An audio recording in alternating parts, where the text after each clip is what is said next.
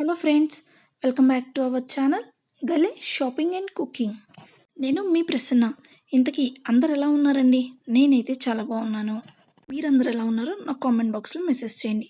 ఇంతకీ మన ఛానల్ని సబ్స్క్రైబ్ చేశారా? వీడియో కింద రెడ్ కలర్లో సబ్స్క్రైబ్ అని ఉంటుంది, దాన్ని ఒకసారి క్లిక్ చేయండి.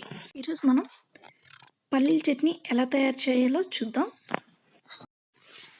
పల్లీల చట్నీ వచ్చేసి ఈ అందరూ ఒకేలాగా చేసుకుంటారు అనుకోవచ్చండి, కానీ ఇది వచ్చేసి మా అత్తగారు వాళ్ళు ఎలా చేసుకుంటారో నేను చూపిస్తాను.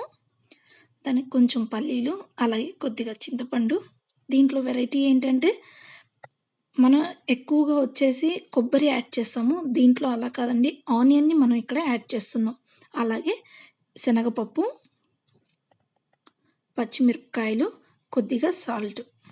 ముందుగా మనం మిక్సీ జార్లోకి మనం తీసుకున్న ఇంగ్రీడియంట్స్ అన్నీ యాడ్ చేసుకోవాలి. మామూలుగా అయితే మా అమ్మ వాళ్ళు వచ్చేసి కొబ్బరి యాడ్ చేస్తారండి, కానీ ఇక్కడ మా అత్తయ్య వాళ్ళు వచ్చేసి కొబ్బరి ప్లేస్లో ఈ విధంగా ఆనియన్ని యాడ్ చేస్తారు వాళ్ళు. సో కొంచెం డిఫరెంట్గా ఉంది అనేసి నేను మీకు చూపించాలని ఈ వీడియో నేను చేస్తున్నాను. అలాగే కొద్దిగా శనగపప్పు కూడా యాడ్ చేసుకోవాలి.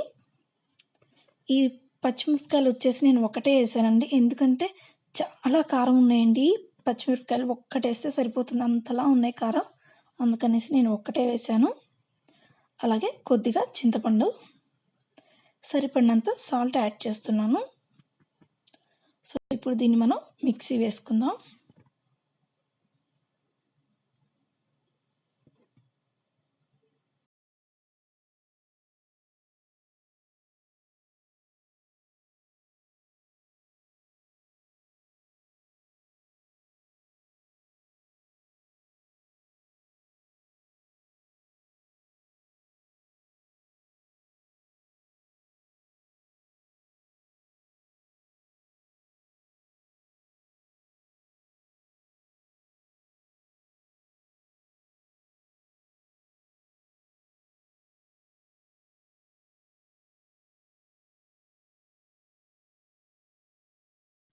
తాలింపు దినుసులు వేసుకొని కొద్దిగా కరివేపాకు, అలాగే ఒక ఎండుమిరపకాయ చిన్న చిన్న పీసులుగా చేసుకొని వేసుకోవాలి.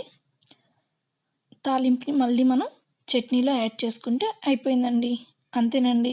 పల్లీల చట్నీ అయితే చాలా ఈజీగా ఉంటుంది. ఈ టైప్ కూడా ఒకసారి మీరందరూ ట్రై చేసి చూడండి. ఈ చట్నీని మనం ఇడ్లీలోకి, దోశలోకి, కొద్దిగా కొత్తిమీర, ఈ చట్నీ అయితే ఇడ్లీలోకి, దోశలోకి, అలాగే ఉప్మాలోకి కూడా చాలా బాగుంటుందండి ఈ చట్నీ. మీరందరూ కూడా ఒకసారి ట్రై చేసి చూడండి. మీ అందరికీ కొంచెం నచ్చిందనే అనుకుంటున్నాను. Please like, share and subscribe to my channel. Thank you. Bye.